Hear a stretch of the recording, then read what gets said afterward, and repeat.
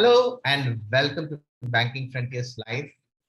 This is the time for discussion on rural finance, on vehicle finance, on NBFCs, and we have a very interesting luminary with us for this conversation. Today, I am joined by Mr. Raul Rebello, who is the Chief Operating Officer for the core business of Mahindra Finance, which is undoubtedly one of the most leading NBFCs in India today. Raul, welcome to Banking Frontiers Live. Thank you very much for the generous introduction, Mr. Babu Nair. Looking forward to this interaction. Wonderful. How have you been experiencing this wave? How are you taking advantage of this growth wave? And what is the trend that you have been observing? Sure. Thanks for that question. I must put a disclaimer. I was close to 2 decades in the banking side and now 8 months on an NBFC, but I'll still attempt that question. So you're right that there's been, I think a lot of both tailwinds and headwinds for NBFCs. One is the regulator has given NBFCs a lot of encouragement in the way in which they can operate in the financial landscape by making them part and expanding the kind of services that NBFCs can offer, because they do recognize that NBFCs actually expand the scope of lending specifically in markets which have been historically excluded. So they've recognized the job that NBFCs do, and they've recognized that by expanding the playing field for NBFCs. At the same time, what we have seen is the regulation for NBFCs have been stepped up. You would have seen by the RBI guidelines, they've graded NBFCs into large, medium, small NBFCs, and they've also tried to differentiate on the regulations for the large NBFCs versus the medium and small. And I think that's a very, an apt approach by the regulator, because the large NBFCs today have a significant amount of weight in the financial system. And we are seeing a blurring of regulation between what is there for banks and the large NBFCs. Wonderful. Yeah, that's my opening. What have been some of the major growth engines in your business? You have seen a very swift offtake for your company, and you have seen a major growth in the last 1 year in spite of all the pandemic and all the challenges. So, what has been the growth engine that has helped you to ride the speed wave? Yeah, so yes, you're absolutely right, because if you've seen our recent FY22 results, that is pretty much reflective of what you just commented on. Our growth has been 45% in terms of disbursement YOY, and the last quarter, specifically Q4, has been close to 55%. Now, what's driving that growth? And I would, we need to look at the context of, because whenever you look at a YOY growth, you need to see the base effect, the denominator. And we all know that we were coming off COVID.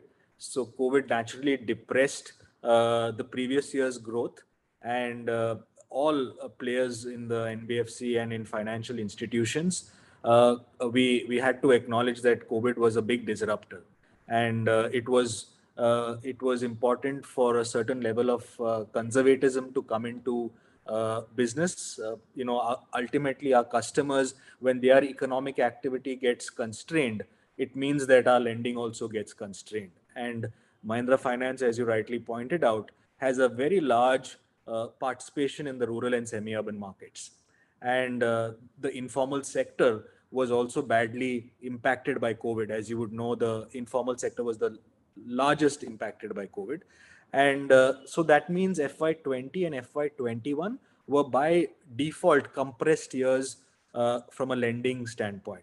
So, what has been your plans in SME, especially when the SME sector needs a lot of reigniting in the wake of receiving a deluge of orders, lack of working capital to ignite their growth and things like that? How have you been looking at the SME sector other than the vehicle financing and rural financing? That's a very valid point that you have made, that SME as a whole section of value addition, both to the economy as well as the number of livelihoods that are dependent on SMEs today in our country, is pretty significant.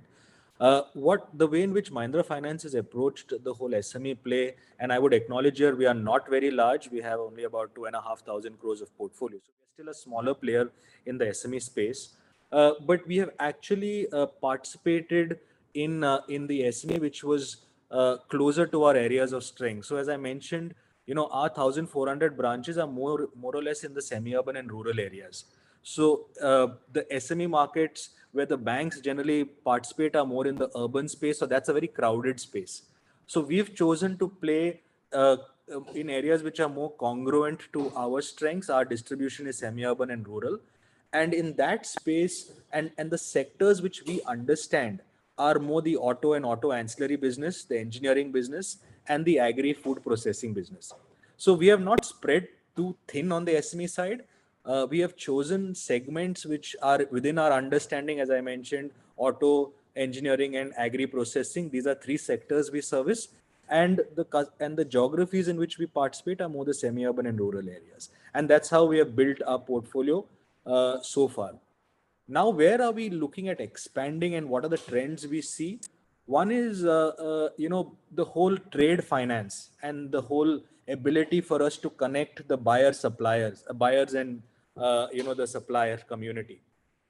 Today, over a very quick period of time, I'm happy to share we are doing upwards of 700 crores of monthly disbursements only in bill discounting. And that's because we have visibility of both the suppliers on one side and the buyers on one side. And the buyers here are, as I said, largely in the auto and auto ancillary space, because Mahindra itself is a big buyer. So for us, SME is in the supply chain and in providing term loans. As an NBFC, we can't provide OD limits or cash credit. That's the bank's side. So we provide supply chain finance, and we provide term loans and short-term term loans to customers for their requirements. Wonderful. Have you looked into any of those kind of areas or some interesting fintech participations for that? Yeah, so you're bang on that, because many SMEs today don't get the amount of credit because their cash flows are not very visible, right? And lenders traditionally we would like to go with documented income to take a call on the extent of finance that they would provide an SME. You're right. Today, thanks to GST itself, and just looking at GST records, you could get a more accurate assumption of what is the cash flow of an entity. At the same time, what fintechs are doing is, and because of the whole payment system, the small micro SMEs, today, lenders like us are using fintechs to get visibility of just their payments, and using payments as a proxy of cash flows and setting up limits. How do you see the foray of NBFCs into the credit card business? Have you been trying to explore into that area? Again, very pertinent at this point of time, and it marries back to my first observation that the regulator has been very accommodating in increasing the landscape of where all NBFCs can play. And them, earlier this month, or sorry, last month, when they expanded the participation of NBFCs to explore credit card business, I think you would have seen a commentary from our MD and Vice Chairman saying that we will seriously evaluate this, right? Because this is quite a interesting opportunity for us to evaluate. At this point, I can say that Mahindra Finance has not taken a full call whether we will definitely get into this space, but we are in that stage of evaluation and seeing how this fits and ties up to our overall business. But just purely stepping back and looking at how the landscape is emerging, and when we look at our customer base 2 years back, our customer base is largely rural, semi-urban. We would see hardly 2% of our customers are taking, also having credit cards. Hardly 4 to 5% of our customers are having consumer durable loans. But in the last 12 to 24 months, because of the proliferation, as you mentioned, of buy now, pay later, consumer durable loans, with the way in which the expansion of financial services are happening even in the hinterlands, today that number is, we have over 15% of our customers who are anyway taking credit cards. We have consumer durable loans up to 35-40%. So the expansion of financial services is very visible. The credit bureaus are able to give us that data.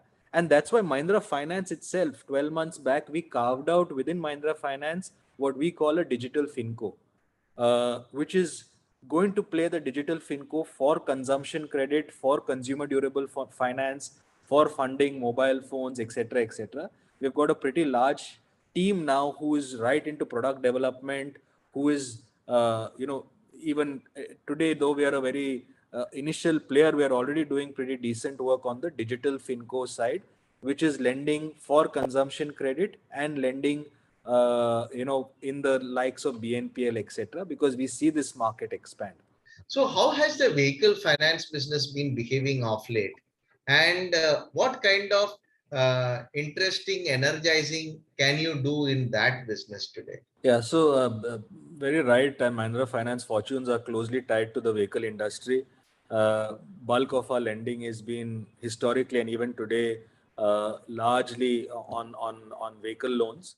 And what you're seeing there is, very interestingly, as you also pointed out, we have not seen, and the industry has not seen demand side constraints so far. And that's again coming back to the point, because pandemic anyway created a little bit of constraint, and immediately after the pandemic we saw the semiconductor issue.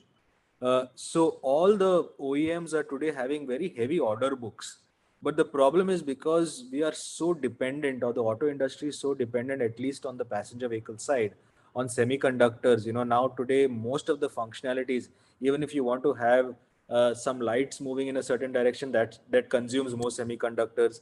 And we didn't anticipate that this would be such a prolonged amount of pressure. So one was COVID, two is now the war situation, which has further deepened the crisis. So demand side, there is, the order books and customers are lining up for passenger vehicles as the economy has opened up, even taxi segment has opened up. So the good thing is that we don't see a demand side constraints, at least on the passenger vehicle side. But now, as even the cabinet has announced, MSP prices are going to be relooked. So we don't see too much of, at least the forward-looking price discovery being a constraint, and hence being a big player in the tractor market, we see that there is a good amount of visibility that demand will come back. And at the same time, because tractor today is not just deployed for agri, it's also deployed for some amount of rural logistics and the rural infra. We are positive about that segment too. What has been your overall technology experience in the last few years, when you have been working with this sector? True. So before I get into what Mahindra Finance is doing, I'll just paint the picture of the industry of vehicle loans and technology. And, the ability to leverage technology over the last few years has been more at the acquisition stage. And that's also thanks to how RBI has introduced video KYC, e-KYC, the whole ability for doing e-stamping of documents, etc. So what we have seen in the last few years is that most lenders who are very prolific in vehicle lending have digitized the onboarding stage of the vehicle loan journey, right?